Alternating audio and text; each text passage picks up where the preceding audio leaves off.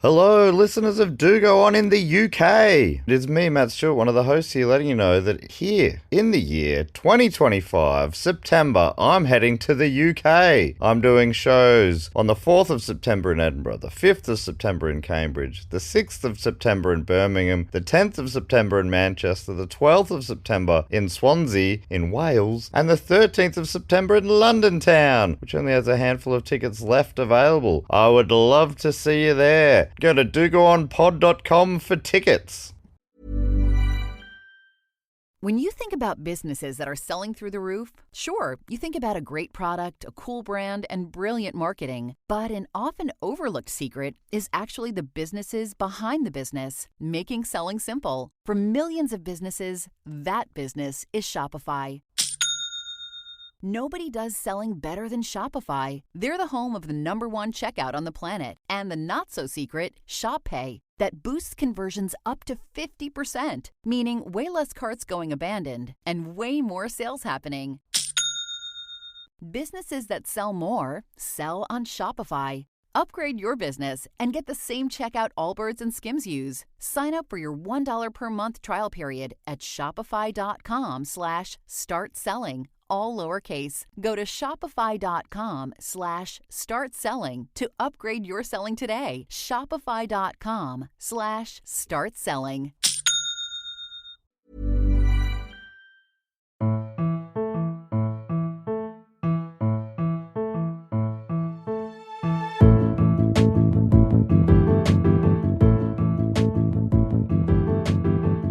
Hello and welcome to another episode of Do Go On. Manchester, how you going out there? A pleasure to be here on stage live at the Frog and Bucket. My goodness, I love this place. Very cool place. I like it a lot. That sounded sarcastic. Yeah. You cheered so much for Manchester, but gave the Frog and Bucket nothing. Yeah. Has the Frog and Bucket done something to you? Yeah. Bit of respect. Did the Frog and Bucket touch you? All right.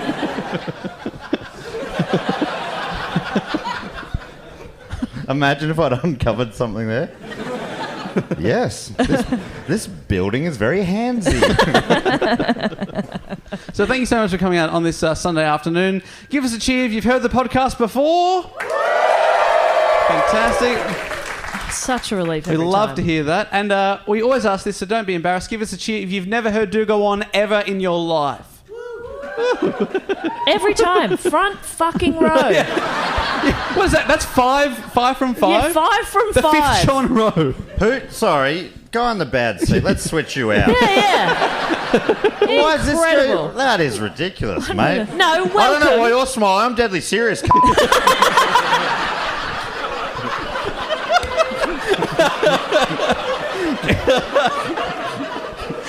Bit of Australian culture for you there. So welcome to the show. Welcome. Great to have you in. But honestly, 5 from 5 in the fucking always front the front row. row. I love it. Incredible. It's because they've been dragged along by somebody else, you know. Yes. So thank you to those freaks and for dragging along friends. Thanks for giving us a go. You might learn something. You might have fun. This might be the worst afternoon of your life. I don't know. It's exciting. There's probably a fourth option, but No. That's it. What we do here, we take it in turns to report on a topic often suggested to us by one of the listeners. We go away, do a bit of research, then bring it back. Now it is my turn to do the report here in Manchester. Okay, that was half-assed. I reckon that was less than half. Oh my god, yeah. What? Yeah. Probably less than a third. Yeah. Were most of you hoping it would be me or Jess? Get absolutely fucked. How about that? Oh, but you're probably mainly happy Dave's doing it because me and Jess can be the Sass twins tonight. Yeah. Yes. I'm sorry. You understand that?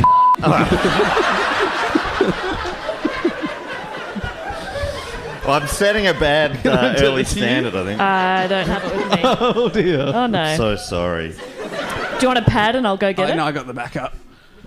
Sass twins, you can sass away because the iPad is not working. We don't sass on command. Okay. No, yeah, fuck you. Do you want to do it off that? Yeah, I'll just do it on this. Are you sure? Yeah, it's fine. It looks like he's reading a text. Yeah. It's very rude. A really long text. All right, here we go. Now, we always start the topic with a question to get us onto that topic. Now, my question to both of you is, which Jack Beanstalk. terrorised Oh, I could still be onto something. the giant. Yeah. Yeah. I think that's him. He was a... Because, like, we've all probably thought about Jack and the Beanstalk again as adults. Yeah. He was a real piece of work, Jack. That giant was just going about his fucking day. Yeah. Yeah. Got his goose stolen. Uh-huh. He doesn't deserve that. Yeah. I think you've thought too much about Jack and the Beanstalk. I assume we've all had that thought. No. Which Jack? The answer is not Jack and the Beanstalk. Which Jack terrorised 19th century London? Oh, Jack the Rip. We've done that. Spring Hill Jack. It is Spring Hill Jack! Well done. My thing there was, I was trying to make you think that I was going to talk about Jack the Ripper again, even though we've already done that. But how do you know Spring Hill Jack? Only from people suggesting it on this show.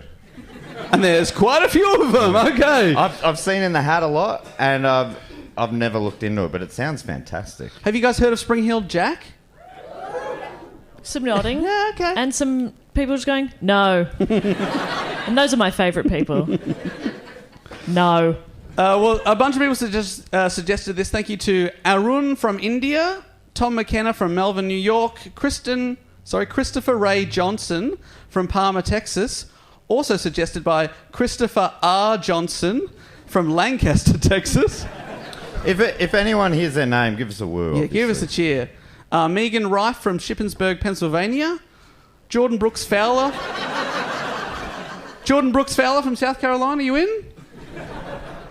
Lauren Joyner from Chandler, Arizona. Okay. No? Okay. Okay. Maybe we've got a shot here. Sarah Groom from Worthing in West Sussex. No. Okay. Sarah, is that you? Whoa. How far are we from West Sussex right now? It's a long way. I actually did look it up. It's a long way. Oh, this is our closest possibility. Our final suggester is Andy Johnson from the Wirral. Oh! I've never heard a woo retracted so quickly. What? Can we double check what that was? What was? Yeah. What Are happened you there? okay? You're Okay, from the great. Wirral. I'm the Wirral. Do you know Andy Johnson? Oh, Don't think so. Can you pass on our regards to Andy? Wasn't there someone at some point called like Worrell from Wirral? Yeah, there's Worrell from Wirral that listens to the show. Is that Oh, you? you in? Is that you? Oh, What is going on here tonight? You guys are trouble. I was so excited that you were Worrell. Well, here is Spring Hill Jack, everyone. Okay. Our story takes place in 19th century London, a town of opportunity and industrialisation, as well as poverty and class division. Between 1801 and 1890, London's population exploded from 1 to 5.5 million. There was only one person. Yeah. Well, up to 5.5 mil. And it was crazy because normally you need a second to procreate. Yeah. But this one just divided into two. Yeah. It was a worm. London first evolved Londoner. from worms. One worm. And then an incestual half-worm relationship, etc., etc. Now you got London as it is. And I think that would make sense if you've been there. Any Londoners in? All right. Pack of worms. Can't wait to get there. It became the largest city in the world, both worm and human-based. But it had grown too fast, had sewage problems, which the worms would have loved, to be honest. It smelled bad, was overcrowded, was dark and foggy. London was famous for its pea soup fog, and crime increased during heavy fog, which provided cover for criminals. I stopped, like, when you said it was famous for its pee. I was like, yeah, it stinks like piss. Yeah. But then you added soup, and I'm like, this sounds fantastic. And then fog, and I was confused. What is that? Oh, everyone knows what pea soup fog is? Don't worry. Don't worry about it then. It's great. I'm glad Sorry, everyone we only knows. have sunshine where we're from. Sorry. Don't tell them. Don't tell them we're from the England of Australia. Weather-wise. Weather-wise. It also provided the perfect conditions for a spooking. In fact... The king of spoo? Yeah.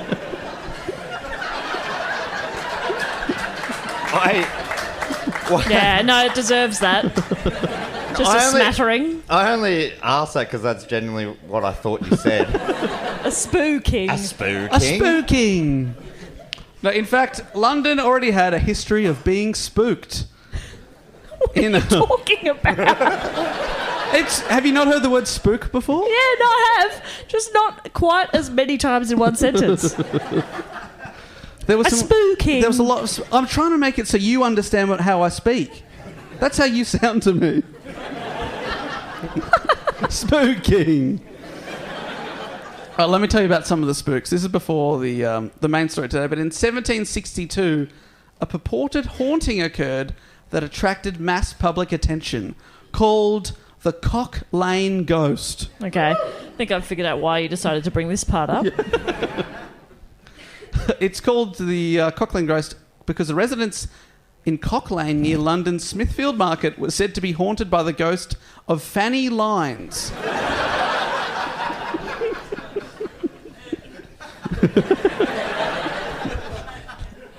That's hot. Fanny had died, and then she became a ghost, obviously. Oh, yeah, right. I'm like, oh, that's a sad turn, but no, that was implied by the ghost.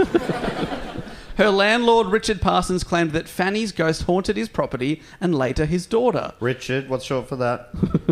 Sorry, Dick Parsons claimed that Fanny's ghost haunted his property and later his daughter. Several accounts of strange knocking sounds and ghostly apparitions were reported. The ghost was referred to as Scratching Fanny. Yeah, that was before antibiotics. Is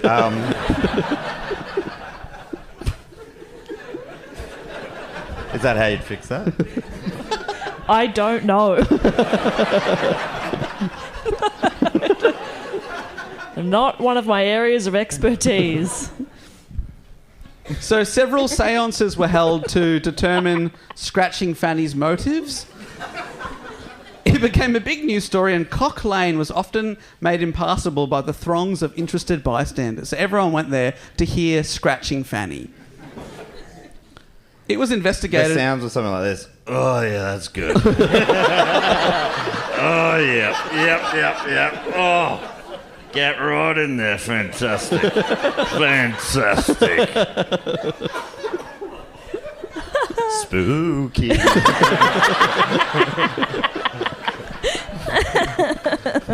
It was investigated and found that the landlord, Richard Parsons, had made it all up and forced his daughter to agree to the claims of the haunting. For lying, Parsons was sentenced to 2 years in prison.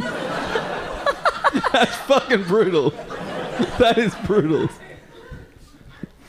So that's the Cock Lane ghost. Then in the 1780s, London was haunted by a man who would approach wealthy women even, insult them and then stab them in the butt.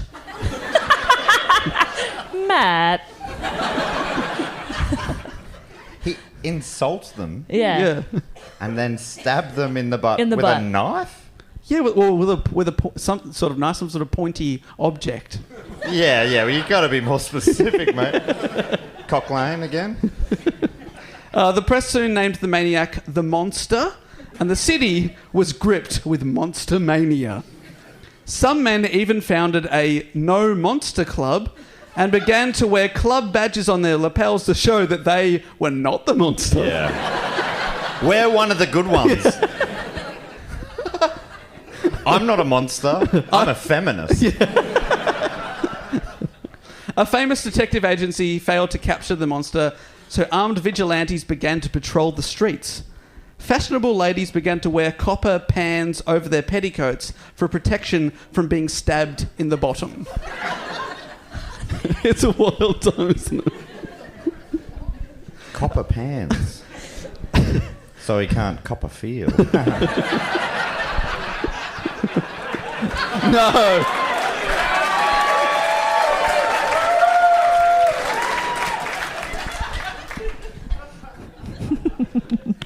What else could you have done with it? Like, let's workshop this joke. What else I kept could there it to be? myself. Yeah. Local pickpockets and other criminals used the panic from the monster to their advantage. They picked someone's valuables, pointed at him and shouted, "Monster!" and escaped during the resulting mayhem. Because Great. everyone freaked out. Then there was the Hammersmith ghost that in 1803 was said to be haunting Hammersmith in London. You should put your camera. I know, my camera just opened. Fucking hell. All right, well, I'm here. Take a photo of you guys. Many people claim to have seen or even been attacked by the Hammersmith ghost. Again, the terror inspired by the ghost was so much that several armed patrols were set up to capture the apparition. I don't know what they were planning to do with it.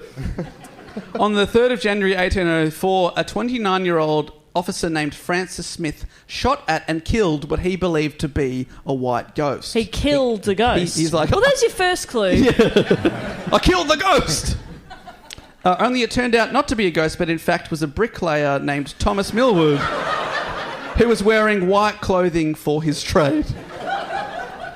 Bricklayers can be ghosts too, Dave. We don't know. Whoops.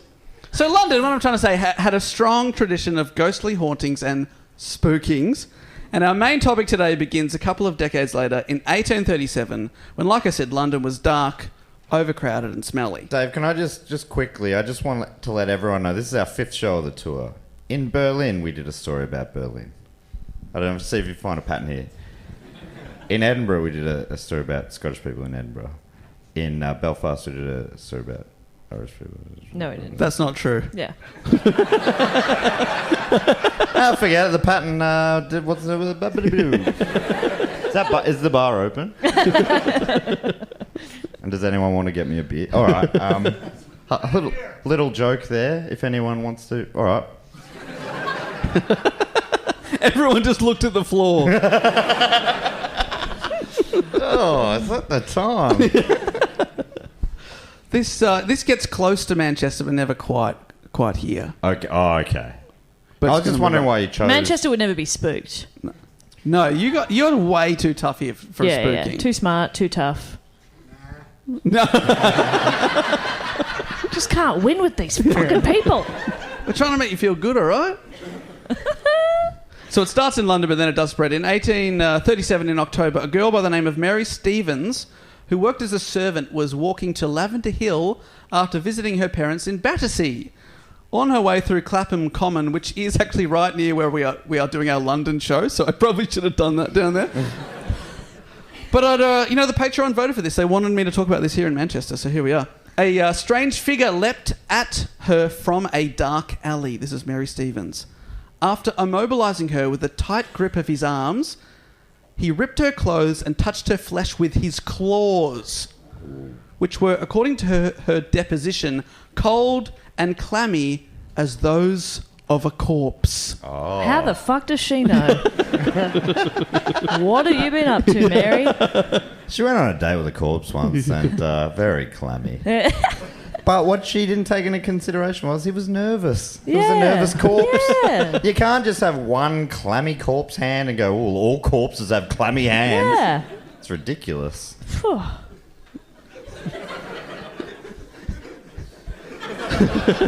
So Mary screamed, making the attacker quickly flee from the scene. The commotion brought several residents who immediately launched the search for the aggressor, but he could not be found. Ooh. Sadly, his reign of terror was not over. Imagine if it was, and we're done. Yeah, I know. I'm really padding for time here. Do you want to talk more about the Cock Lane ghost? Kind of. Yeah. The next day, the same figure is said to have chosen a very different victim near Mary Stevens' home, inaugurating a method that would appear in later reports. He jumped in the way of a passing carriage, causing the coachman to lose control, crash, and severely injure himself. Oh. Several witnesses claimed that the mysterious figure then escaped the scene by jumping over a 9-foot or 2.7 metre high wall while cackling with a high-pitched, ringing laughter. Matt, what would that sound like? High-pitched, ringing laughter. And what? Give me. What am I laughing at? You've just made a coachman crash. The horses are everywhere. Now you're leaping over a wall. Somebody's that is funny, quite badly injured. Badly injured. Yeah. Okay. Not not fatally, but probably critically. Oh, okay. Yeah, critically. So there's a little bit of doubt in it.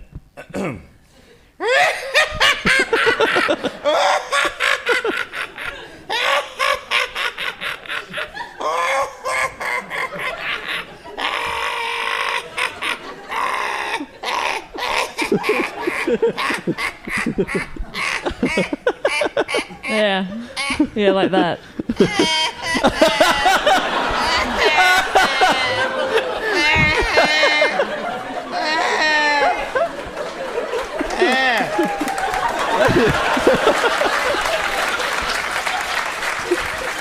Did I do that? Here's your man. Did I do that?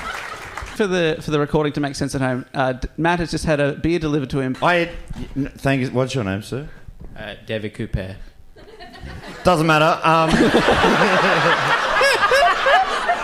What did he say? What did he say? What were those sounds? You thought it was weird when I said spooky a little bit weird. Did either of you pick that up? It was a David Cooper. Davy Cooper? Davy Cooper. Oh. Are you David Cooper? Holy David Cooper? It's David Cooper, ladies and gentlemen.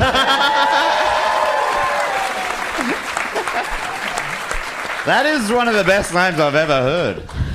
Cheers to you, honestly. David Cooper, I will tell you, I just sussed out that I had enough lead to get to the bar with the mic. So, no but need. I appreciate you. I mean, Oh, not quite. Not quite enough to get to you. Sorry. oh no, it's not quite, that not as much sucks. give as I thought. So unfortunate. I'll get you the next one. He won't. David. He'll flee. Who bought this? Doesn't matter, but just interesting. While you're supping from my teeth. Supping? You're happy to sup from my teeth, but you're also willing to... Come on, get yourself out of it. I don't think I can. Yeah. That's what I thought. I might stop talking for a bit. Okay. But thanks for having me. As always, Jess, thanks so much for having me on your show. All I could think that whole time you were screeching was, do you remember in the car last night we sang one song and then you went, oh, I've lost my voice now. All I could think was, well, he's done for the day. Yeah, cranberries. Yeah. It's a difficult note to It'll hit. get you every time. But boy, did we try. We hit every other note. Okay, Dave, where are we up to? There's a cat. He jumps a fence. That was the perfect impression of the laughter. Great. That's exactly what this guy sounded like. So he would do these attacks and then leap over walls that no one could jump over. By attacks, he would jump in front of a carriage. Yeah. Do we call that an attack? Well, I mean, the night before he did sort of Edward Scissorhands and scratch a lady. That one I'd call an attack. Yeah, that's an attack. So multiple women soon reported that they'd been attacked by a monster who would either approach them in the street or even come right up to their house and ring their doorbell. No! What were they all millennials back then? Afraid of social interaction? Oh no, someone's at the door. Just leave the Uber Eats there, please. Avon calling. Many described him as a large... I feel like a smallish percentage of the audience knew what you're talking about there. But they loved it. Do you have Avon calling here? I've got very topical references. Many described him as a large white bull figure, or a ghost, a bear, or a devil-like creature. So he's looking like many different things. That's Bear? very different. A bull or a bear. Yeah. As the market would describe, at least, very different phases. No Wall Street types in tonight. So the bull market. How do I know that and you don't? Or it just wasn't worth saying out loud. No, it could never be that. Geez, I look forward to this being edited down. So still, most of the women making the reports were working class and not taken seriously at all. Thankfully, around a year later, a rich white man in the form of Lord Mayor Sir John Cowan took to the steps of his mansion and read an anonymous letter from what he believed was a woman who, quote, become senseless after an attack. While he actually intended to mock the letter writer, it drew even more attention to the attacks and its perpetrator. Newspapers cover the story, and because of his extraordinary leaping abilities, this man, a journalist from West Kent's Guardian called the figure Spring-Heeled Jack. Okay. Right. It's almost like he's got springs in his heels. No, we got it. Do you understand? Yeah, and yeah. Jack is a name for a person. Or a hat. Is it a hat? Jack the Hat. Our hat. Manchester, you're always 3 steps ahead of me. I also had no idea what he was talking about. I was like, oh, And I like hats. they call a top hat a Jack here. Okay. So they called him Spring-Heeled Jack, and then other papers started calling him that, and that was the nickname for this mysterious figure. The widespread newspaper coverage struck fear across all of London. One of the most widely reported and well-known attacks was on an 18-year-old named Jane Alsop. Jane had her run-in with Spring-Heeled Jack on the evening of February 19, 1838. It even made that year's annual register, which is a yearly reference book that summarises and analyses events from the past year. So there you go. They had a lot of time in the Made the past. register. Yeah. Whoa. Can you believe it? Wasn't Jane Alsop was like an actor on Neighbours or something, right? Probably a different one. But amazing if the same.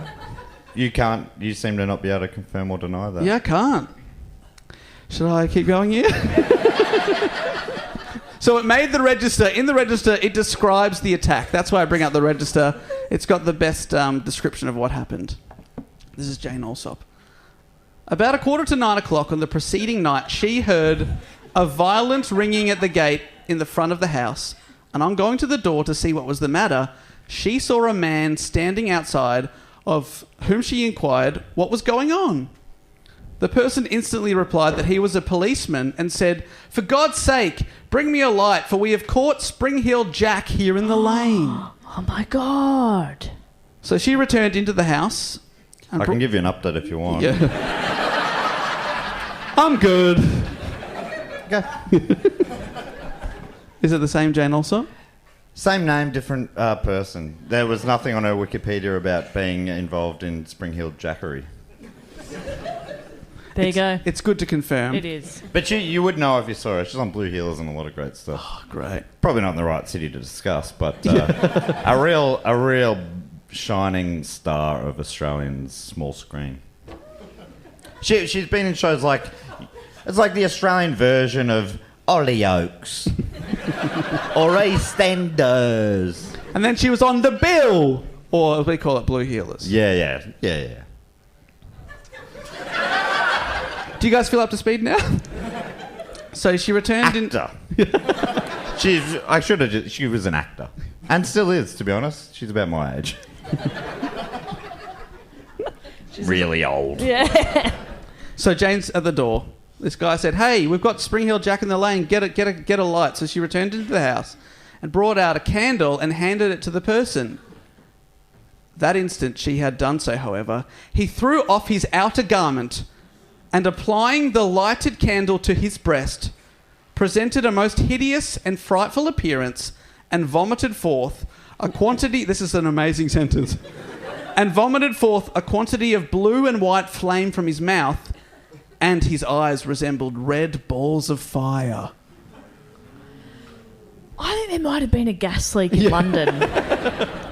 So he's got the candle and he's just started turning it into like flame. He's vomiting He's flames. vomiting flame. His eyes look like they're on fire as well. He's just like a circus guy.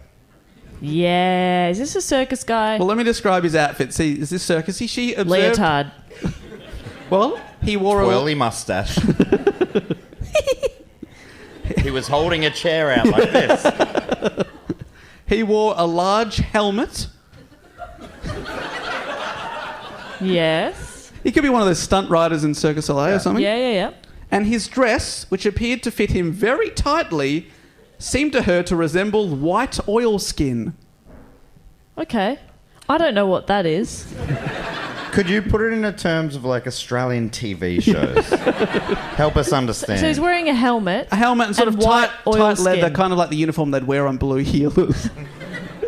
That actually does help. Yeah, good. He placed her head under one of his arms. Oh, headlock. Headlock. Gave her a bit of a noogie. and commenced tearing her gown with his claws, which she was certain were of some metallic substance, metal claws. She screamed out as loud as she could for assistance. She was at last rescued from his grasp by one of her sisters, and he again escaped into the night. Jumped a fence. Yeah. Laughing, Yeah. which sounded like... Oh, I've done it again, actually. That was a bit of fun. Oh, me and my fingers. The things we get up to.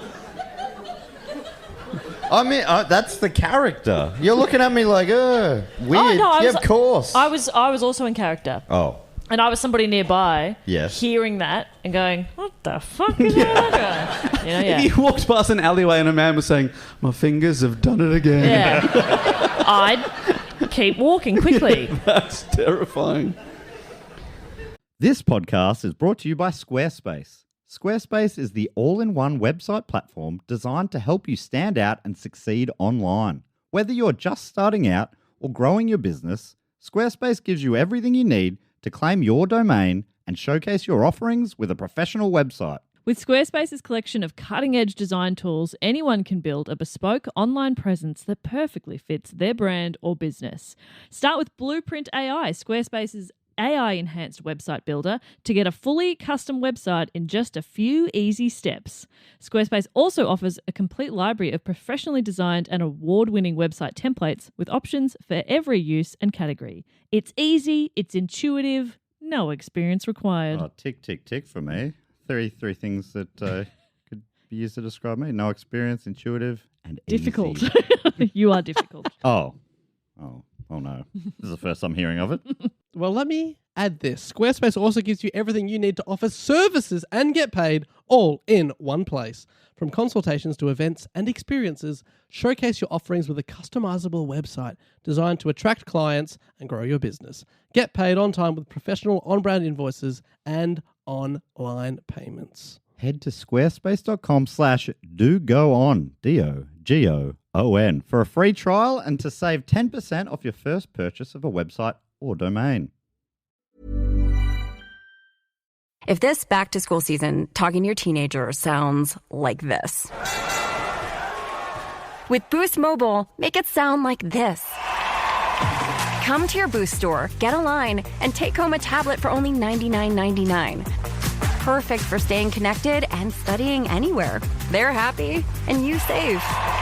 Visit your nearest Boost store. Requires ID verification. New $20 per month tablet plan and $35 device setup fee. Taxes extra. On the 28th of February 1838, 9 days after the attack on Miss Alsop, 18-year-old Lucy Scales and her sister were returning home after visiting their brother, who was a butcher who lived in a respectable part of Limehouse, which is good to know, isn't it? Miss Scales stated in her deposition to the police that she and her sister were passing along Green Dragon Alley, which sounds very cool. Mm-hmm. They observed a person standing in an angle on the passage. She was walking in front of her sister at the time, and just as she came up to the person who was wearing a large cloak, he spurted a quantity of blue flame in her face, which deprived her of her sight and so alarmed her that she instantly dropped to the ground and was seized with violent fits, which continued for several hours. Wow. Yeah. I got nothing quippy to say, Dave, Yeah. because I am gripped. He gripped? And honestly, a little frightened. But it didn't, like, you'd think flames would burn her, but they didn't burn her, they just made her get a fit. This guy's mysterious as shit. Yeah. What's he up to? I don't know. I can't wait for this all to be revealed in a nice, neat way at the end. Yeah.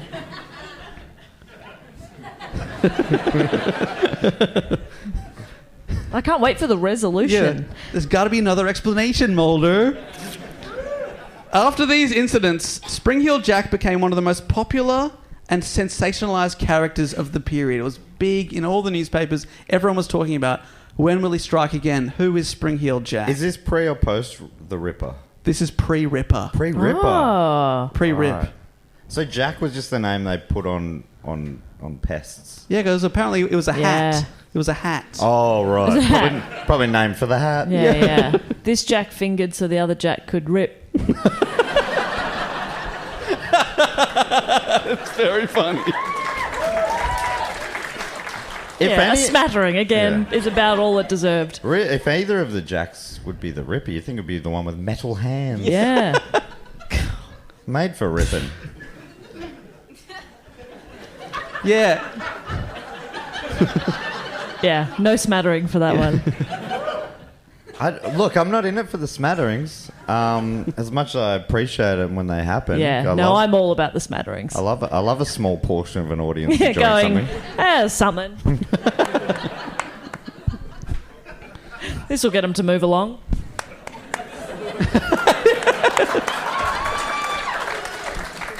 So there was some confusion amongst the general public as to exactly how dangerous this person was.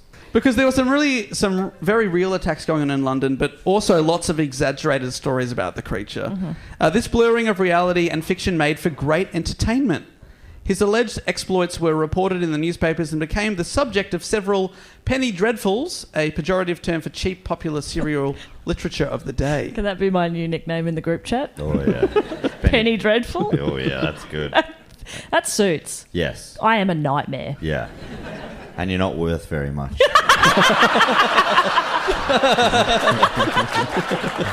That gets a smattering. It's true. So a 40-part Penny Dreadful series was released about the character. Penny Dreadful. This time it painted him in a more positive light as a hero protecting women. History.co.uk suggests that he may... Protecting them from their own clothes? Yeah. Oh, you can't go out in that. No. No. Rip. Not your colour palette, love. It was like Queer Eye or something. Yeah. Do a French tuck. That'll be much better. It's all tan does. It's a French tuck. It's all tan does. History.co.uk. Backing you up there. Thanks, mate. Everyone else, like me and everyone else, agreed and understood that. Yeah. It's all tan does. French tuck. French tuck.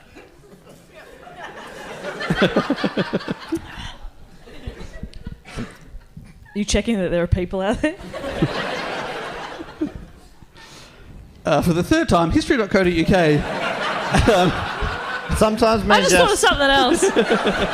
Dave, sometimes me and Jess worry that we're not doing our fair share of the talking. So we'll jump in sometimes and, like this, not necessarily have anywhere to go with it, but just trying to take a little of the load off your shoulders. Yeah. Thank you. Give me a bit of me time. That's right. Yeah. Take some big deep breaths. You deserve it. But now, hurry up. It's your turn.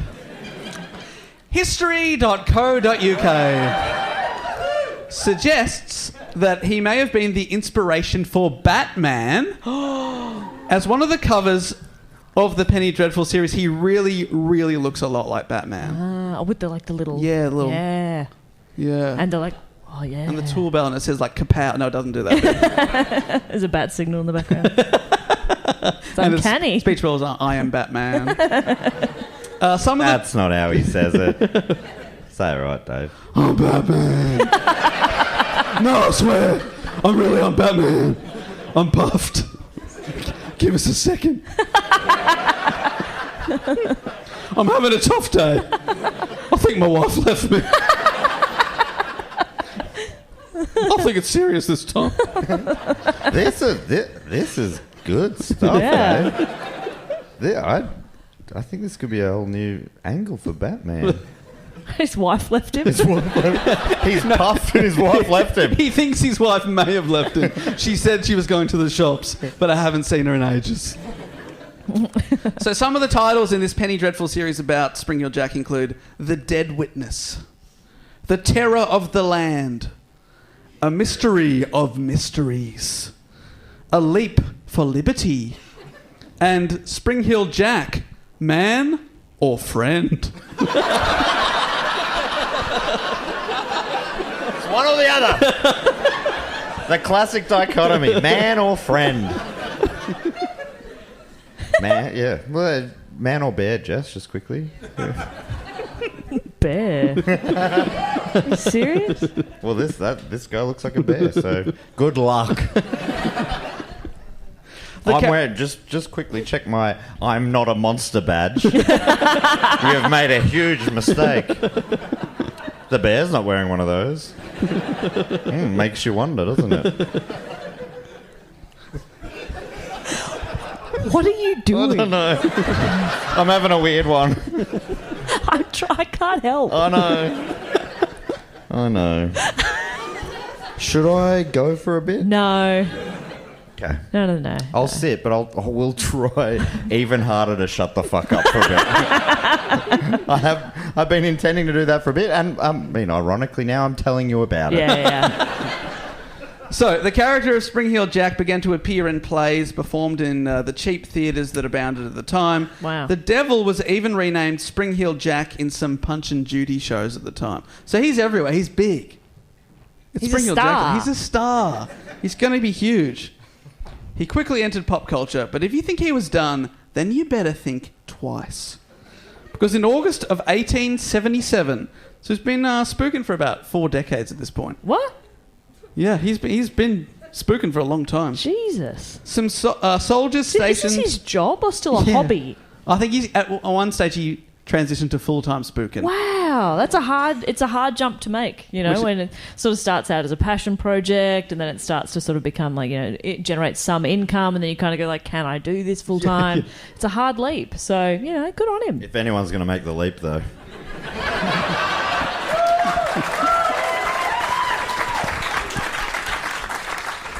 Yeah, we're happy for you to chime in if you're going to come up with that. That was good. That was good.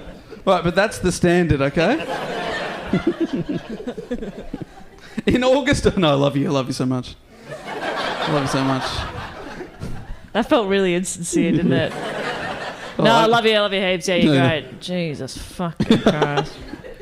In August of 1877, some soldiers stationed at the Aldershot garrison in southeast England experienced his wrath. As a sentry on duty at the North Camp peered into the darkness, he saw a peculiar figure, quote, advancing towards him. The armed soldier issued a challenge for the figure to stop and identify themselves, which went unheeded. The figure continued on and suddenly appeared alongside the soldier and proceeded to slap him several times across the face. It's just like an armed man. Oh, stop. And then the guy's just like... Psh, psh, psh, psh. So good. Another guard shot at the Phantom with no visible effect. Some sources claim that the soldier may have fired blanks at him, or others say that he just fired warning shots. Others say he just missed. The strange figure then disappeared into the darkness with astonishing bounds. Just sort of leaped away. Cookie Monster! David Coupe?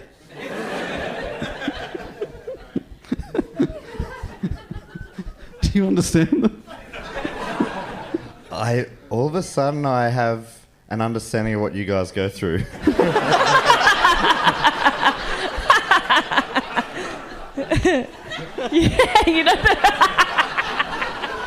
We want to work with you, but what? So the panic became so great. Where did that come from?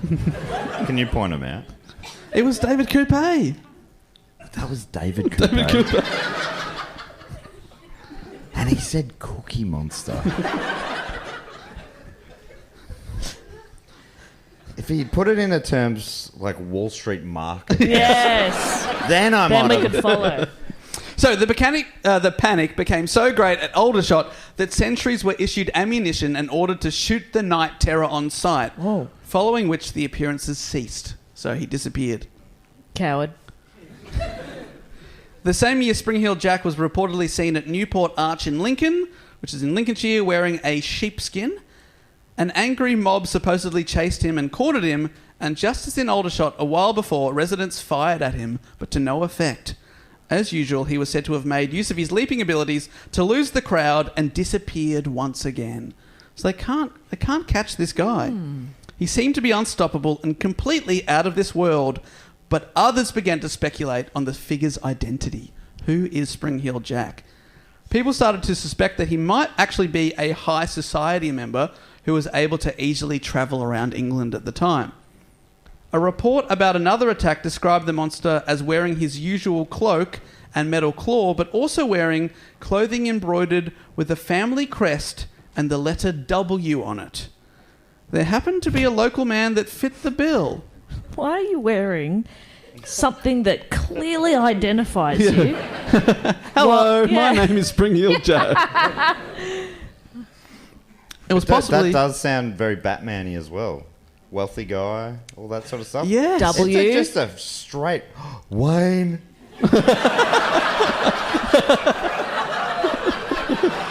Hang on. I need to speak to the people over here that just saw that from my angle. That was insane, right? Wayne?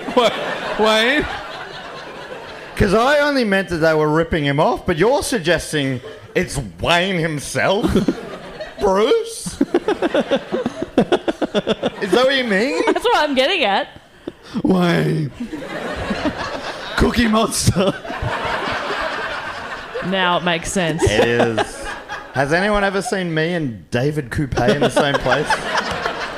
Probably right now, I guess. But apart from that...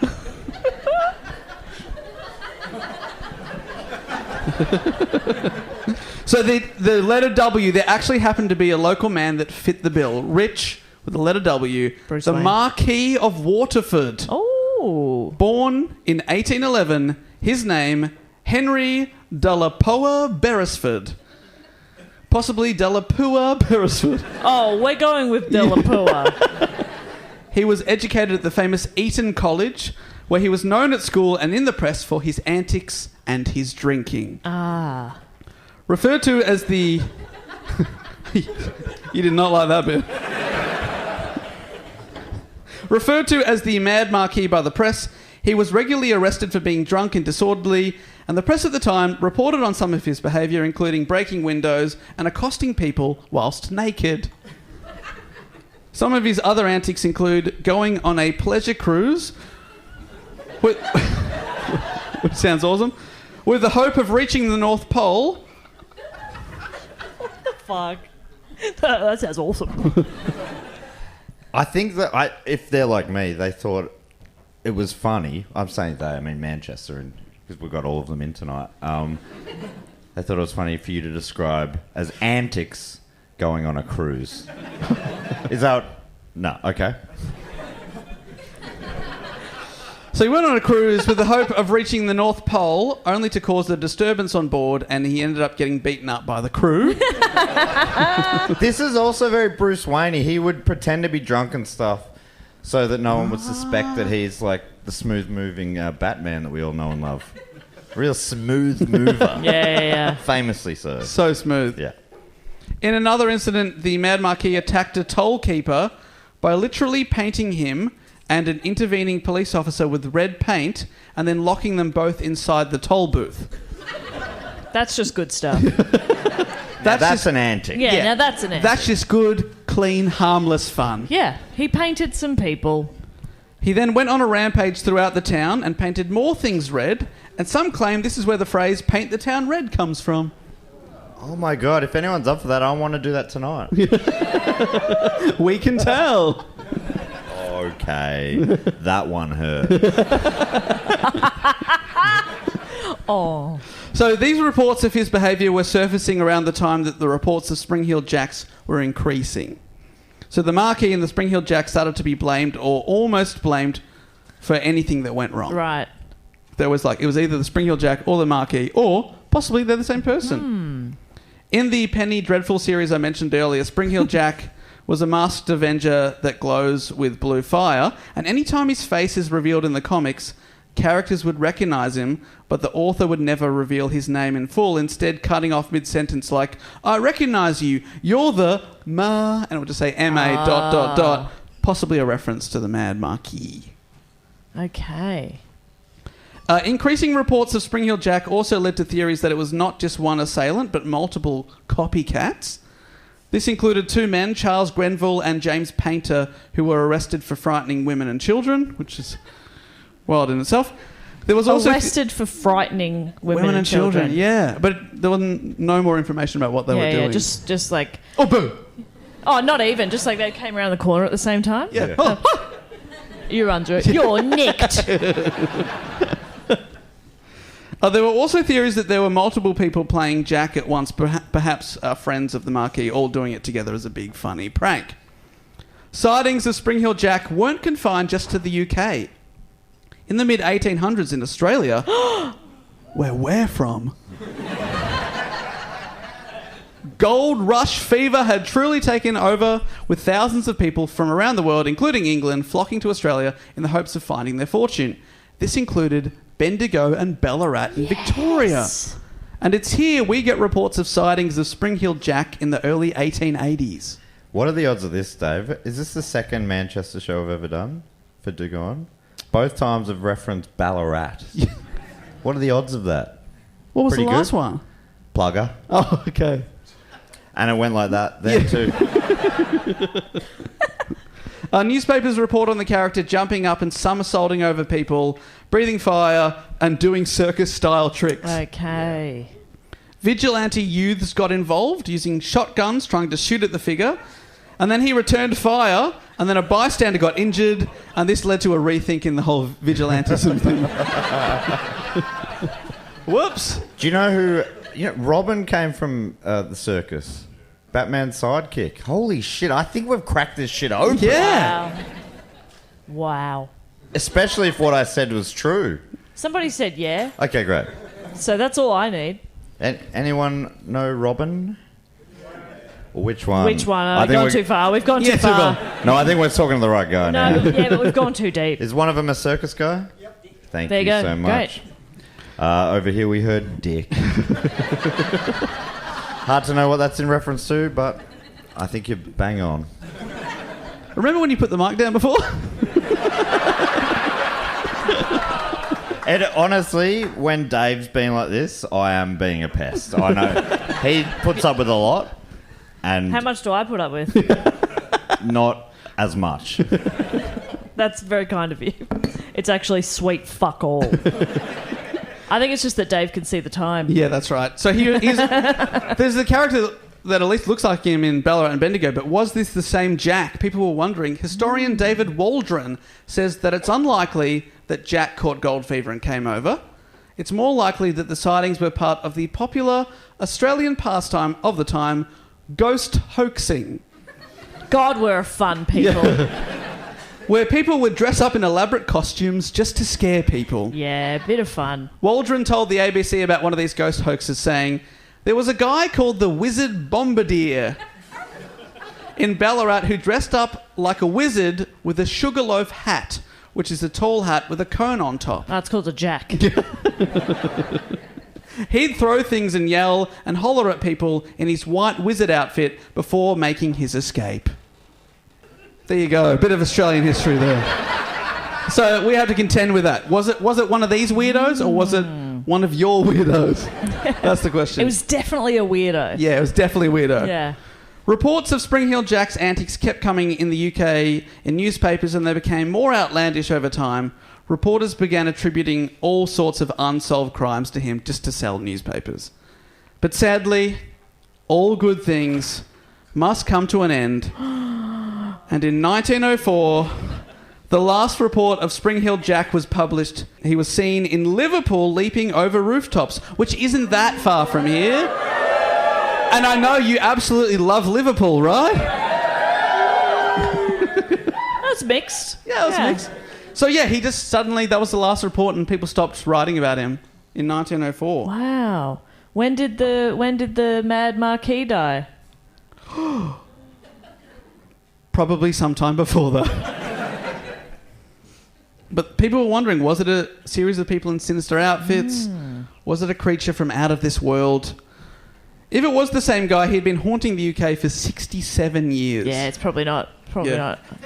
Imagine a 70-year-old. It's got to be even older. Like an 80-year-old be like, boo. And then, hey, I'm actually going to need a ladder this time. I can't leap anymore. Could you give me a boost? There's something just spooky about 80-year-olds, you know? ooh, what have they seen? I personally want to believe in Spring Heel Jack being from out of this world. But Yes. I haven't seen this theory put out there, but his reign of terror does match up pretty well with the reign of Queen Victoria. She was crowned in 1837, the same year that Jack also debuted. Ah, okay. She was able to easily travel all over the country. Could Queen Victoria have been Spring-Heeled Jack? And Dave, what state is Ballarat and Bendigo in? It's in Victoria! Just for anyone who didn't know. Yeah. That's in Victoria. That's named after her. Yes, his last appearance in Liverpool in 1904 was 3 years after she died in 1901. But perhaps she faked her own death and continued to hoard the UK for 3 more years. We can't be sure, and perhaps we'll never know. That's right, it's a mystery episode all along. That's it. Hey, give it up for Dave Warnicky, everybody.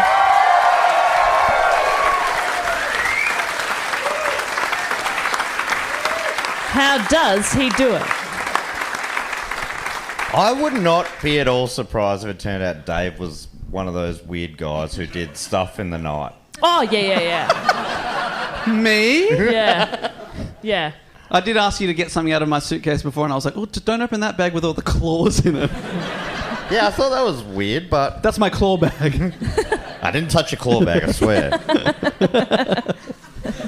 They were really clawy.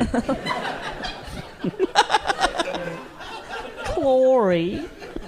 Well done, Dave. What a story. We have that has been in Jack the Hat for So quite you've some seen time. that heaps I've too, seen it yeah. before, but I never looked into it at all, so I didn't know where that was going, and that was exciting.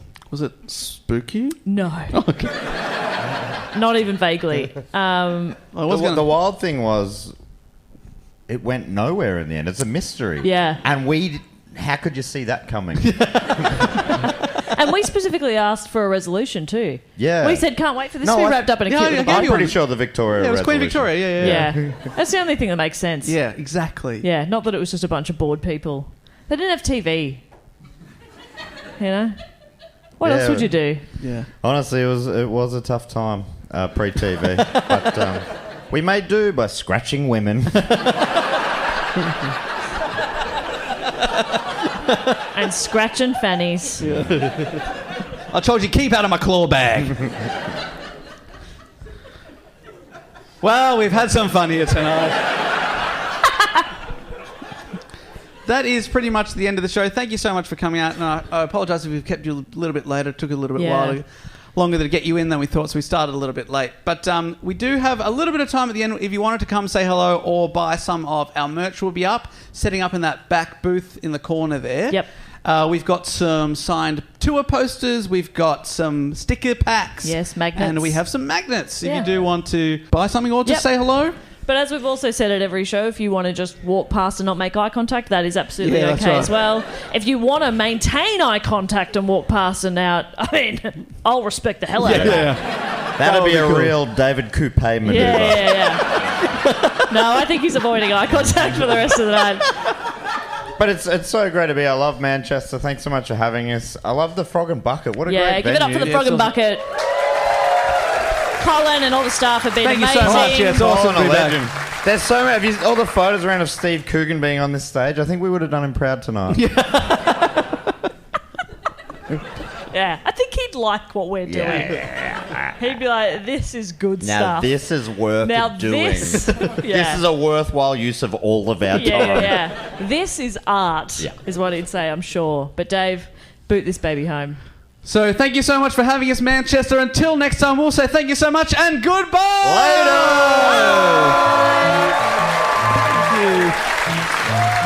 Love that they're up there.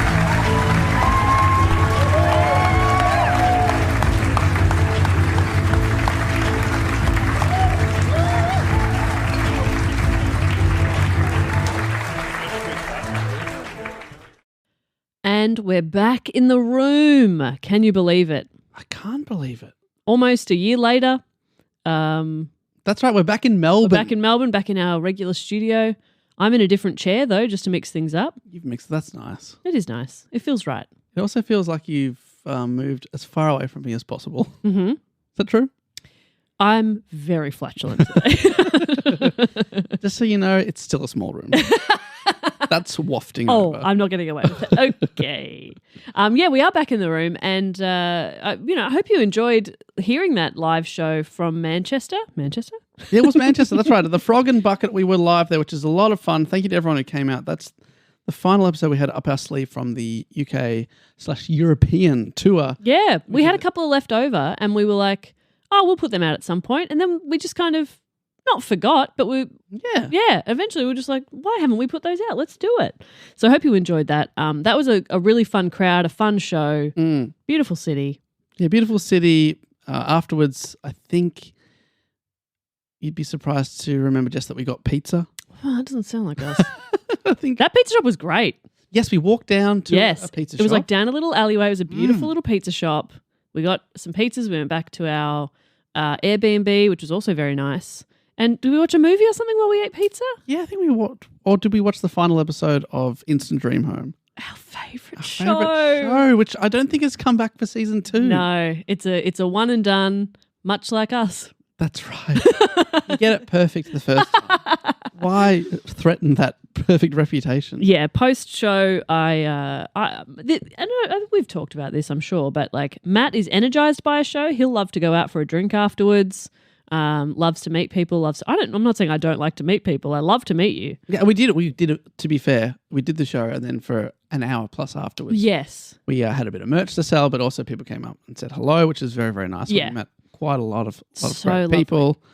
The person that we heard from in the episode, David Coupe, Yes. the fantastically named David Coupe. Incredible An name. honour to have him in the crowd, who did interject at one stage with Cookie Monster. It was great to meet him after the show, and he actually explained, I don't know what I was thinking. Yeah. He was like, I don't know what happened. So it was great to, I guess, get an answer to what we Yeah. were confused. Because sometimes what happens is people yell out and we go, I feel so silly. I don't like, does the whole crowd get this? And I'm just Yeah. not like in the same zone, or is this a local reference I'm not getting? Exactly. I'm Yeah. worried. And it was neither. Yeah, it was no. neither in that case. It was David Coupe having a moment. Yeah, but I loved it. It was so fun. Became a big part of the show. So thank you very much for attending, David Coupe. If you are And then listening. we had to go home and just crash because after that adrenaline, I power down. That's right, because it's a lot from the show, and then afterwards, and then suddenly go, boo. Yeah. My brain really shuts off. And then I remember there's a photo of Matt and I wearing our pajama tracksuits. Yes. No, that was in Leeds. Was it? Manchester is Matt came home and you and I were in our pajamas and there's like weird photos of us. Oh, that's right. Yeah. We were like dancing in our PJs. And then you put a photo, the most bizarre comment I've ever received. But you've got your hood on, but you've tucked your ears. You've tucked it behind your Ears are ears. poking out. And then someone commented on the photo that you put. You put like a carousel of multiple photos, and Yeah. someone's like, "Oh, is Dave wearing a tracksuit? Is everything okay, mate? It's fine just to have a day off. It's like, I'm wearing my pajamas. yeah, wearing a tracksuit to bed. Yeah, we're on tour here. I was having the night off. Like I was winding down. Oh, bizarre comment. Very funny stuff. So that's funny. So thank you again to everyone who came out in Manchester. We do appreciate you very, very much. And there was a cafe in Manchester called Just Between Friends or Between Friends. And Matt bought me a tote bag from there. Oh, that's so nice. And I use that tote bag all the time now. So nice. Absolutely. And I should just quickly check. So this episode is coming out on the 10th of September. Let me just tell you that Matt is actually at the Frog and Bucket tonight. Oh my God. If you're in Manchester. Here's the thing, Dave. That would have been really smart of us to plan that. That like, here's a report from this venue where Matt is playing tonight. That would have been really smart of us to do it. That And would we have did been. it accidentally. Whoopsies. So if you are listening to this hot off the press, Wednesday, September 10, 2025, Matt is doing Who Knew It plus his Bad Boy stand-up show at the Frog and Bucket tonight. That's in Manchester. He is in Swansea. First time in Wales on this Friday, the 12th of September. Does this podcast come out on a Tuesday in the UK? It's like, Yeah. so it might even be, you might have plenty of time to get a ticket if it's not sold out. Yeah, you're right, because of the time difference, because we are definitely ahead. Or maybe, does it come out at like 2 a.m. or something on Maybe, Wednesday? I'm not sure. Anyway. And also, finally, his final gig is in London at the Bedford Pub this Saturday afternoon, Saturday the 13th. And yeah, for one ticket, you get to see Bad Boy and Who Knew It. You got to do yourself a favour. And then he comes home to us. That's right. We'll reclaim him just in time for our Melbourne shows at the Cheerful Earful Podcast Festival. We are doing another Saturday Blockbuster Blocktober extravaganza. Saturday afternoon, it's Do Go On and Book Sheet. Sunday afternoon, it is Do Go On plus Who Knew It. And if you buy both shows in the same bundle, you get an even bigger discount. So you get 4 shows for a cheaper price, and they are live streamed. Yeah. Or available on catch up if you don't want to get up in the middle of the night wherever you are. Yep. Or you can see them in person at Humdinger Studios. So plenty of options. Plenty of options. It is worth. I mean, if you're overseas or interstate, you can't get to Melbourne. You don't want to leave your house. The live streams are definitely worth it. It's a lot of fun to see what's going on, hear the crowd, be a part of it. That's right. Yeah. So, with all that behind us, should we kick into everyone's favourite section of the podcast? I think so, yes. Which I believe has a little jingle that might sound something like this. Fact, quote, or question. Nah. That felt good. She always remembers to sing. He always remembers the jing. This is the part of the podcast where we like to dedicate a little bit of time and hear from some of our beautiful Patreon supporters, people who have signed up to hear the show at patreon.com/dogoonpod, where you can get ad-free listening. Yep. As mentioned, you can now watch the full video of this if you are a Patreon member. Yeah. You get 4 bonus episodes a month at a certain level. That's all one level. So for the same price, you get bonus episodes for a month, plus 250 plus in the back catalogue. You get to have the ad-free. You also get to have the video. Yep. And at various other levels, you get to vote for topics. You get to hear about live shows for anyone else, get discounted tickets, be part of our beautiful Facebook group, our community, if you will. If you've never looked into that, the level where you get ad-free listening, videos, and 4 bonus episodes a month is $10. Just putting that out there. That's pretty good value, I've got to say. Yeah, it's like less than a coffee a week. Yeah. And you get quite a lot of content. So you get an ad-free, so 4 or 5 episodes a month ad-free, plus you're getting the videos, plus you're getting 4 new bonus episodes a month. Yep. And I think it's actually up to nearly 280 in the back catalogue of bonus episodes. A lot of bonus episodes. And they're still available there, so you've got hundreds of hours to listen to. It's good value. That's all I'm saying. Hey, I agree. Should we put up the price? I'm not kidding. We're not doing that. We like to also have the fact, quote, or question section where people get to write in, give themselves a nickname, and then give us a fact, a quote, a question, a brag, a suggestion, a recipe, a rap. I hope we don't have a rap. You and I are far too white for that. But yes, I'm not very good at rapping. But I guess technically you could. But maybe please don't. Hey, wait till Matt comes back. Yeah. He'll rap. So should we rock, paper, scissors as to who's gonna read the fact, quote, or questions this time? Okay, let's do it. Is it best of one? Best of one. And it's 1, 2, deliver on 3, like rock, paper, scissors. Okay. Okay, here we go. Rock, paper, scissors. Both scissors. Okay. Rock, paper, scissors. Jess went rock. I went scissors. You are the winner, which means that I have to do it or you want to do it? You have to do it. Good point. We should have established those rules. We've got 3 this week. Thank you so much, first of all, to Adam Krapczynski, which I believe is how Matt says it. Mm-hmm. Which I don't know. But how does Adam say it? how do you say it? And people, like I said, give themselves a title. And Adam's title is Movie Critic, spelled Kritik. Oh. In brackets, switching a C to a K automatically makes it cooler. Is cool with a K? Cool is with a K. All right. And our movie critic has given us recommendations. Oh. This is pretty good. We don't often get recommendations. No. Unless they recommend stop doing this podcast. We get that a bit. We usually have I recommend you quit. I recommend you find a day job. People sign up to bully us. Yeah. Okay. Adam writes, and just like Matt, I have not read this before. I'm reading it out loud, so good luck to me. Good luck. I've got the font. I believe in you. Big enough. Here we go. Hey, guys, and Dave. Okay. Burn. It's your boy, Adam, back with another FQQ recommendation. I'm sure you remember me. How could I forget Krapczynski? Of course. I know for whatever reason, there's been talk about getting rid of the movie club. So if you know, just to jump out of that for a second. On the Patreon, we did have Phrasing the Bar, where we watched every single Brendan Fraser movie in order. Yep. One a month, and we got through all of them. And for the last year, we've now been doing the Do Go On Movie Club, Where we just pick a movie. It's usually something one of us really enjoys and maybe the others haven't seen, or something that's just a delight to watch, like Paddington 2. Exactly. Lately, we've been doing like each of our favourite movies. Yeah. So Paddington 2, Yep. 4 Weddings and a Funeral, some Yep. of your absolute favourites. Matt did With Nail and I last month, and this month we are watching one of my favourite movies, Indiana Jones, the first one, Raiders of the Lost Ark. Yep. Which is very, very exciting. And we just we put it out there of like, just for the Patreons, because the bonus episodes are for the Patreons. So if there's something they don't particularly like, we don't want to do it. It's everything that we're doing is for them. So we just kind of put it out there of like, do you want Movie Club? Is this fun for you to listen to? And we were, gauging some feedback. So it sounds like Adam maybe has a bit of recommendation from that. Yes, here we go. Adam continues. I'm here to fight against that and give some movies I would like to see you guys watch and talk about. Okay.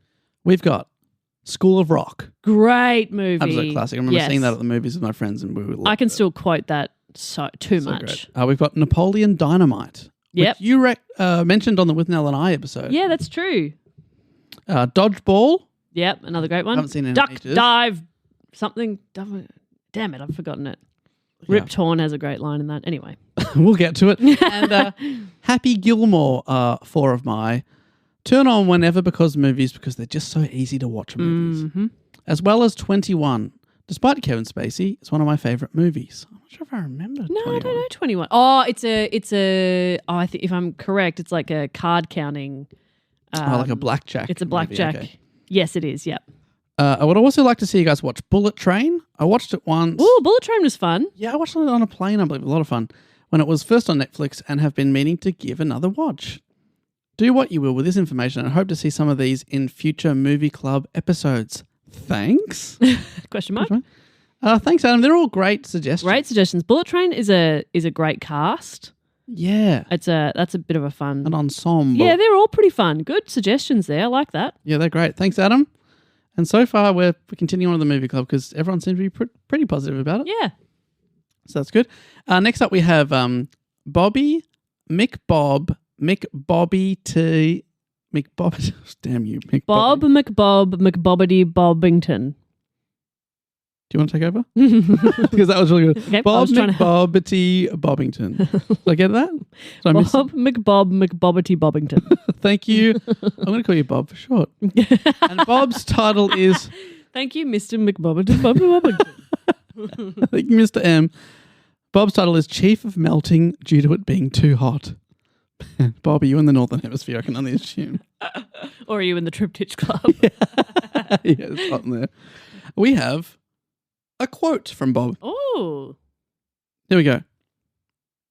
As Matt was so amazed by my first fact that he didn't disagree, nothing else noteworthy happened in 1966, sport-wise, compared to the Tiddlywinks Championship, Well, I thought I would give a quote from another toy. The quote is, Weebles wobble, but they don't fall down.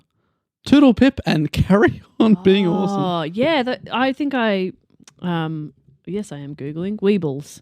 Yeah, they're like a little toy that's like egg-shaped kind of, and they're weighted so they just wobble around. Oh, Yeah. and is this like a current toy or is this an old? Oh, I'd say, old. Oh, yeah. They I'm watching introduced in 1971. So I'm definitely watching a clip from the 60s or 70s here, an ad on YouTube.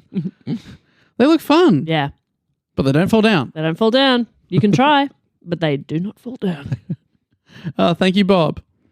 And finally, I would like to give a quote, fact quote, a question from Shazza. Shazza, whose title is The Confusing Chemist. Oh, okay. The chemist is like, take this twice a day or once. Yeah. With or without food. Ooh. And you're like, wait, which is it? What is it? I don't want to have diarrhea. They verbally tell you one thing and then give you a piece of paper that says the opposite. And you're like, which one is I it? swear they said morning and night, but this one says dusk and dawn. So the confusing chemist gives us a question. Here we go. Hey team. Firstly, Jess. Yes. Sorry for confusing you with my question a few weeks back asking what your favourite joke was. That confused me? Not Okay. Sure. Yep. I think none of us had a good go-to joke. No. I'm afraid to say. My jokes they require more nuance. Okay, they require some context. I gotta like win you first. Yeah. You know, I can't just tell you a joke. Shazza continues, I'm undiagnosed but peer-reviewed autistic. And sometimes what I mean...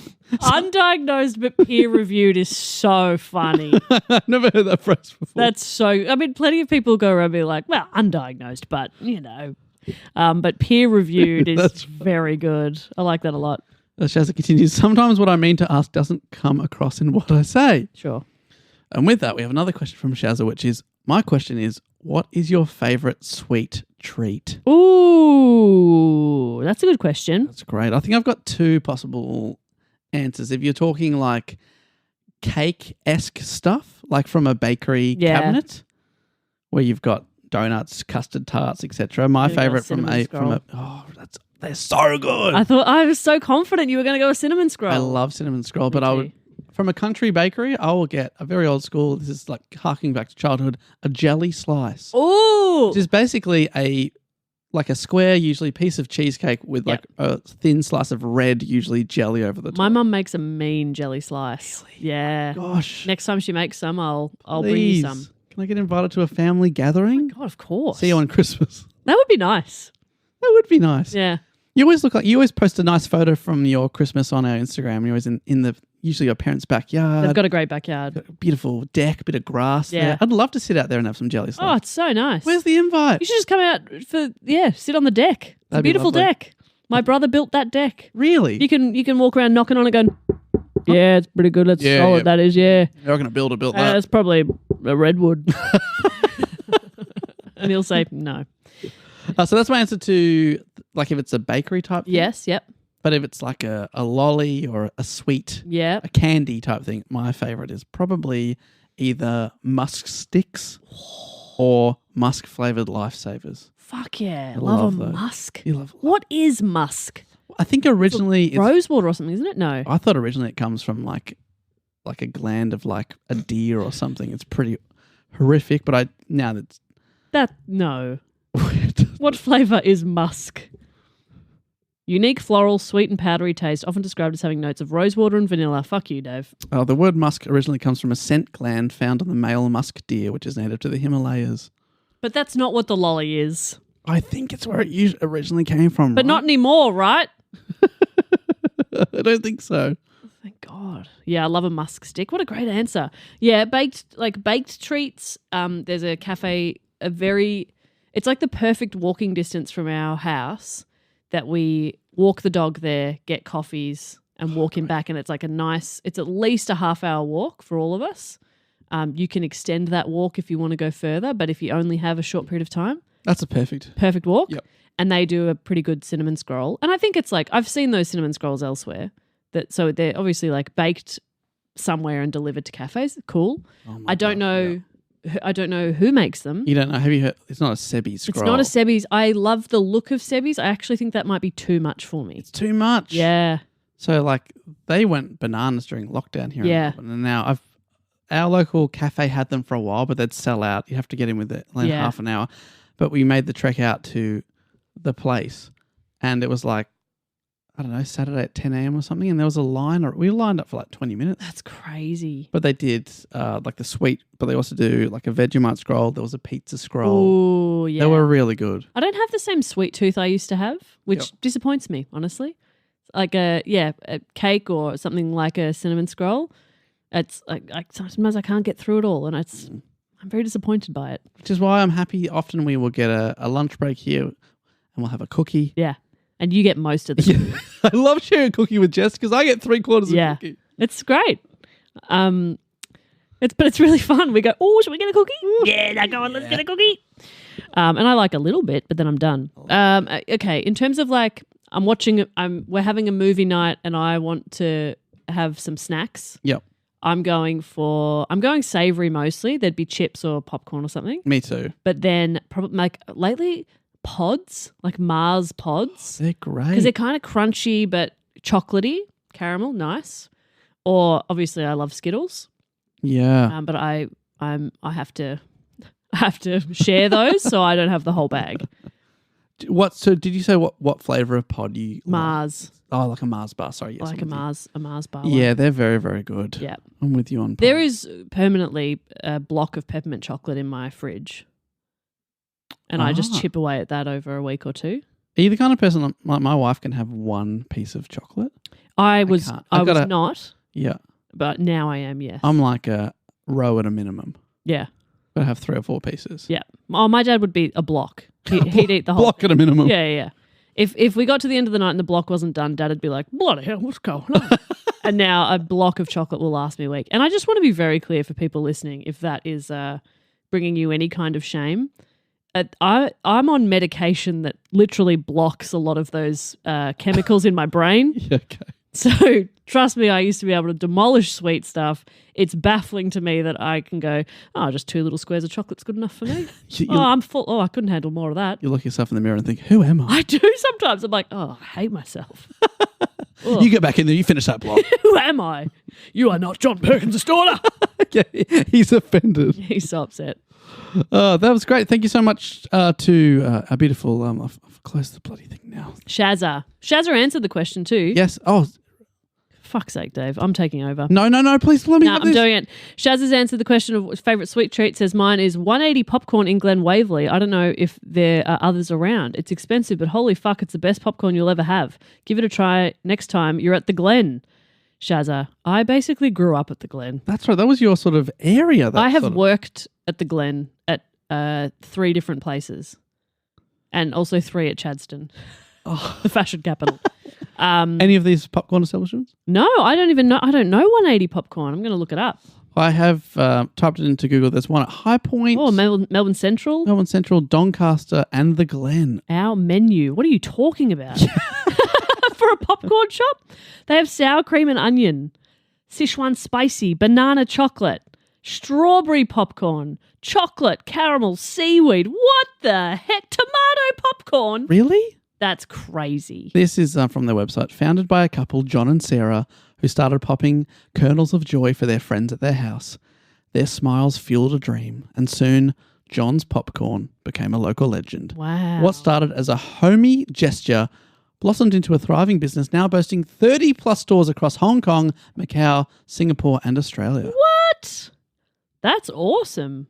That is really good. That's very impressive. Well, thank you for that tip, Shazza. Next time I'm meeting Mum at Laurent at the Glen, before we have a little wander around the shops. Older people love Laurent. Fuck, they love Laurent. Parents and grandparents are You can all get a about coffee and a little pastry, a little Danish or something. Ugh, they love it. I like it. They do a great pie, but then they often microwave it. Yeah. I think that makes, there's no structural integrity left. I've been really getting into their strawberry and rhubarb Danish. Oh, I love that. So good. That's great. I'm really feeling hungry even though we just had lunch. Well, there's a cookie. Yes, 3/4 for me. No pressure. If you want your half, you're allowed it. I want 3/4.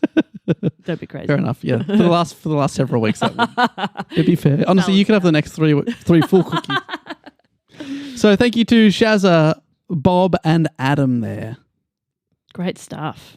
The next thing we like to do is shout out a few other people that have signed up to the Patreon on the shout out level or above. They've been on there for a few months now, and they've been waiting for their moment where we usually like to dedicate something from the episode, I don't know, like a nickname or something to them. Dave. Don't tell me you've got a Spring Hill Jack generator. I have a random cryptid generator. Oh, that's excellent. What do you reckon? I absolutely love it. Let's do it. How about I'll read out the place and where they're from. Great.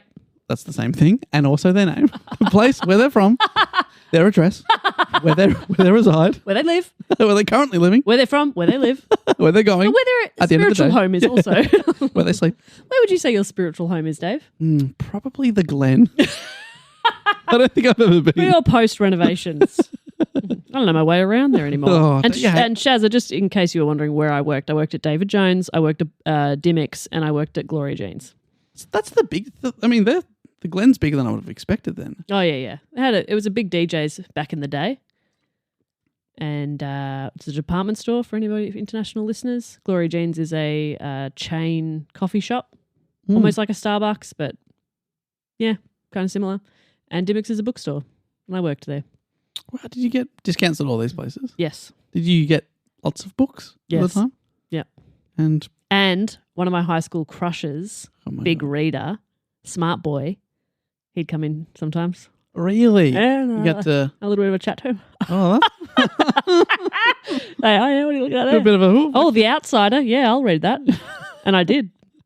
Nice, enjoyed Just to that? impress him. And it worked. Nice. Made out with him at a party one time. Really? Yeah. Ali, who's the outsider now? I've done that with a book cheat. Does not have a happy ending. I have forgotten it. Is it worth a reread? Yeah, it's short. It's very short. It's very short. Okay, great. Did you ever bust out a bit of a... Well, here's one that Jess recommends because they have the little stickers around the place. Yeah. One of our workers has recommended this. Yeah, I think I got to do those sometimes. Oh, gosh. Bit of fun. My God. We had really ugly uniforms though. Really? So ugly. We looked like nurses. It was like a nursing shirt. It was very ugly. Wow. Yeah. And you still got to make out with this hunk. I know. He saw me in my work uniform, still wanted a piece of this. That's the one. Well, he wanted to make out with me, and then that was it. You're not married now? No, it was not. Unfortunately, no. Oh, miss you, Marcus. Oh, Marcus. That is a smart guy name. He insists on being called Mark. Mark? No. Who's Mark? No. So, I regret naming him. Anyway, let's do these cryptids. there's a lot of Marcuses out there. We should say surnames. Should I say surname? So people don't think it's them. Should I tell you his surname? I was about to say, we'll get AJ to beep it, but I realised that I'm editing this Yeah, one, so you won't don't beep say it. You won't beep it. Don't say it. You're not going to listen back to this. So, Dave and I have got the sillies I know we today. got the sillies and it's not good because AJ's on holiday. He's travelling around beautiful Europa right now. Oh, whatever. Whatever. So, I'm going to read out the place where they're from Yeah. and also their name. Thank you so much to these beautiful people that have been supporting the show. First up from Gaithersburg in Maryland. Thank you to Cat Fishio. Now, are we saying they are the cryptid or they discover the cryptid maybe? Oh, that's good. Maybe so they discovered the Ozark Howler. Oh, How good is that? that's really good. really good. Is there any description? Nah, Oh, wow. just the name. It's really scary. Yeah. I mean, A howler, that's spooky. the first person we've thanked is Cat Fishio, which sounds, this is all one word, this sounds like a cryptid, don't you think? Cat Fishio. Yeah. Part Howler. Cat, part fish. Catfish. All howler. Thanks, Cat Fishio. From Darfield now in New Zealand, thank you to Adriana. Adriana discovered the ivory-billed woodpecker. It just sounds like a bird. Can you peck with a bill? Oh, great. That's tricky. Great point. Maybe it's got like two heads. Oh. One's got a bill and one's a pecker. Yeah, that would make it. That'd fuck you up. Yeah. That's scary. That suddenly this tiny little thing is terrifying. Yeah. Thanks, Adriana. Next up from Ghana in North Carolina, where I believe they have the first ever mini golf place, possibly called Thistle Do. Wow. Thank you to Anne Larson. And discovered the Gloucester sea serpent. That was really hard to say too. The Gloucester She Serpent. She serpent. Wow. That's spooky. That's scary stuff. I mean, the good news is that Gloucester, I imagine, is so cold you're not going swimming that often. True. So you don't have to worry about it. Yeah, but it can walk. Oh, no. Oh! I didn't consider that. Next up from Gattersleben. I'm going to have a go here. Gattersleben in Germany. I'm confident you nailed that. Let me try again from Gattersleben. Does that sound pretty good? Yep. It is Dylan Jones. Dylan Jones discovers the tatzel worm. The tatzel worm. Tatzel worm. Do we know what a tatzel is? Nah, it's TATZEL and then WURM. Oh. Tatzel worm. Pretty scary. Okay, that is pretty scary Pretty stuff. scary stuff. Okay. Are you Googling tatzel? I don't want to. It just come up with tatzel worm. There's a. It looks like there's a some sort of character called tatzel, but I think it's just a random generation. All right, there you go. Tatzelworm. Mm-hmm. Thank you. Thank you kindly. Dylan Jones. Yes, I lost the tab again. I would like to thank now from... oh, God. God. Thank you so much. Yes, to the person I am thinking right now. Your Thank you. support. Thank you again. This person lives in Chicago, Illinois. Thank you to Peter Thornton. Peter Thornton lives right near sightings of the Bear Lake monster. Oh my gosh. Chicago. The lake is shaped like a bear. The monster is not. What's it shaped like? Frog. Is it just a big frog? Yeah. Pretty big. Pretty big, though. Spooky. I would like to thank up next from a location unknown to us. We can only assume they're deep within the Fortress of the Moles. Thank you to Ryan Hunter. Ryan Hunter is hunting the Thunderbird. Oh, the Thunderbird? The Thunderbird. My gosh. Pretty spooky. My gosh. Pretty spooky stuff. Pretty spooky. Ryan Hunter. Right, that's a real cryptid hunter name, Ryan Hunter. Yeah. Love that. Ryan Hunter, cryptid the hunter. Cryptid hunter. Cryptid, I don't know, hunt them down. Oh, hunter. Next up, a location also unknown to us. It's the place where they live. It's Cara Link. Has discovered the man-eating trees. No. Yeah. That's really scary. It's pretty scary. Because there's trees everywhere. Oh my gosh. Not in the desert. Except that one tree in the desert that a car crashed into. That's right, the tree of Tenir. The loneliest tree that I spoke about on a Patreon bonus episode a few months ago. And that poor tree, Yeah. it really suffered. Yeah. I would like to thank from location unknown to us, and I might defer just to your beautiful pronunciation. Okay, I'm guessing it's Irish.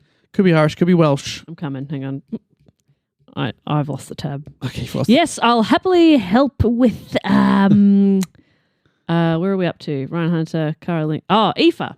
Aoife Gaffney. Aoife Gaffney, thank you so much for subbing in there, Jess. Yeah, You're very good at is that an Irish name? Yeah, Aoife's an Irish name. You would have said Aoife. No, I reckon I would have said it. I reckon I would have got to Just wanted to see if you knew it as well. Yeah, I know that one. There are plenty of Irish names that I cannot get my head around, but I do know that one. Thank you. Aoife Gaffney. I love the name Aoife. And Aoife has discovered the Anedi tiger. The Anedi tiger. Yeah. Whoa. I know. Any tigers are pretty scary stuff. Yeah, but the Anedi one is fucking huge. Not the biggest tiger there is. Yeah. My goodness. It's the biggest thing there is. Okay. Aoife Gaffney, thank you very much. And finally, I would like to thank another mole fortress dweller. We can only assume they've not given us their address, but we still salute James Cole. Who discovered the Bow Nessie. The Bow Nessie. Yep. Or Bow Nessie. I like bow. Bow Nessie. Well, you have to bow at it. Yeah. And if you don't, give it enough respect, It'll eat your head. it'll eat your head. So thank you to James, Aoife, Cara, Ryan, Peter, Dylan, Anne, Adriana, and Catfishio. We appreciate you all. We love you. We love you so much. The final thing we need to do is welcome some people into the Triptych Club. Now, this is where people who have supported us for 3 consecutive years, they get welcomed into this exclusive club, and it has everything you need. Once you're in, you can't leave, but why would you need to? We've got karaoke. We've got toilets, recently renovated. We've got little sleeping pods. We've got air hockey. We've got, heaps of fun stuff. So much fun. You don't need stuff. your family or friends or job. We're all good. I'm behind the bar, and I misheard Spring Heeled Jack, and I've just ordered in from Hungry Jack's. Oh, great. The burgers are better Yeah, at Hungry Jack's. that's right. So if you're a Burger King fan, I think you're going to be, pleasantly disappointed. They're basically the same. Same thing. But We just couldn't call it Burger King here for some reason. there's some sort of legal thing going on there. Yeah. And Dave, you usually book a band. Yeah, you're never going to believe it. Because What? obviously we've had this episode up our sleeve for so long, but I booked this artist out probably before we even recorded this episode. Yeah, Dave's very organised. I'm really organised. And thank you to Dave's a Virgo. They are going to Virgo. they are going to take to the stage just them and a guitar man and a guitar. It's Spring-Heeled Jack Johnson. Whoa! Wow. That's a good get. I saw a video recently of a cafe in Byron Bay. They just for a bit of fun, they had a countdown or like a count up, a tally on their wall of like days since Jack Johnson visited. and it's like, thousands of days, or like it's the whole time they've been open. And then Jack Johnson turned up one time. No way. Yeah, he'd seen their video about how much they love Jack Johnson, and he hasn't turned up, and he just turns up. It's like I have to restart the counter. Yeah. They had a coffee with very funny stuff. That's really great. Yeah. That's made me like him way more. Oh, I like Jack Johnson. I saw him in Melbourne at the Music Bowl many, many years ago. It was pissing with rain, and by the time he took the stage, the heavens, the clouds parted. Oh, that's great. Was that like sort of a vibe? Yeah, it was nice. Oh, I was pretty grumpy in the rain, to be honest. Oh, okay, right. But yes, but he's more of a sort of summery sort of. Yeah, and it by the was ocean. summer, but Melbourne. So it was a Melbourne summer. Yeah, the day since Jack Johnson visited is very fun. It was really nice. And then he turned up. Good on you, Jack. So huge. I'm excited to get to hear Banana Pancakes live. And we'll have to reset the tally at our own club. True. Back to zero. Great. So the way this works is we check who's been on the shadow level or above for 3 years and who's clocking over that tally this week. Yep. And we've got, looks like 1, 2, 3, 4, 5, 6 people to induct into the clubhouse this week. People are standing by. They're waiting to hear their name. Yep. They run on through. Jess is going to lift the velvet rope this week. Yep. As well as hype me up. Yeah. You are my hype woman. Yep. Because I read out these people's names. Well, you read out the names as well. I prefer to be a hype girl. You're a hype girl? She's my hype girl. I'm not yet a hype woman. You read out the name, but then I that's good stuff. And then I try and hype them up, but then you hype me up. And we don't have Matt here this week to just like really bring the vibe down. Yeah. Because he's normally like, I think this would have been funnier. And it rarely is. So it's just going to be a big old hype fest now, which is exciting. Let's just get hyped. Let's do it. No matter how bad these are. And which they never are. All right, are you ready? Yes. First up, from Narrabeen in New South Wales, it's Peter. Peter, nice to meet you. Woo! From Sydney, New South Wales, it's Cam Brooks. Cam Brooks took my heart away. Ooh, just said breath away. Anyway, that's no, good. don't worry about it. From the Fortress of the Moles, it's Kate Elliott. More like it was fate, Elliott, that brought you here today. That's good stuff. From Leicester in Great Britain, it's Emily Hall. Thanks for answering my Emily call. Fuck yes.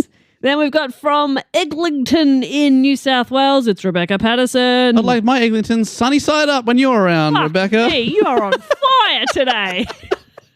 And from Tweed Head South in New South Wales, it's Louise Falls. Well, the harder they Louise, the harder they falls. Woo! Louise! We are unstoppable. Oh my God, it feels great without that negative old man. It's amazing. How did you do that? I expected you to do the same thing for Falls as you did for Hall, but you did something completely new. Of course, because I'm just tapping into a new zone. Fuck, it's so exciting. Flying you. Thank you so much, Louise, Rebecca, Emily, Kate, Cam, and Peter. Come on in, help yourself to a burger, and probably a fountain soda. Get ready for Jack Johnson. That's a good get.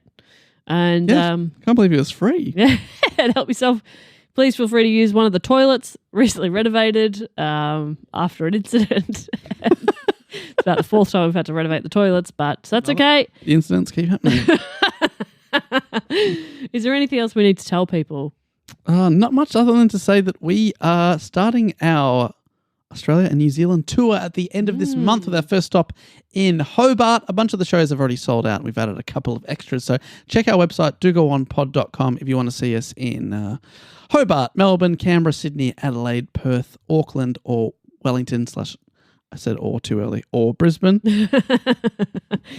Yeah, I'm really excited to get out on the road, get to some of our places around Australia we haven't been to for a long time, and also getting to New Zealand for the first time. Yes, very, very exciting. And so if you especially enjoyed this live episode, it's like this, but live in the room. Yeah, and you can see how tall we are. Exactly, we tower. People are often like, whoa, you guys give like short to average energy.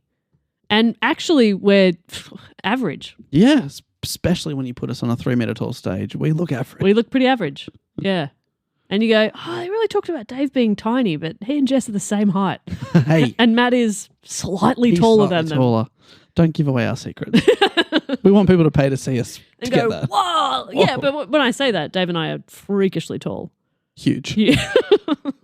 Kind of upsettingly tall. It's gross. All right, we'll be back next week with another episode. Of course, any time you want to get in contact with us, dogoonpod.com. There's the Patreon, there's how to suggest a topic, there's all all the fun stuff there. Yeah. But until then, thank you so much, and it's goodbye. Laters. Bye.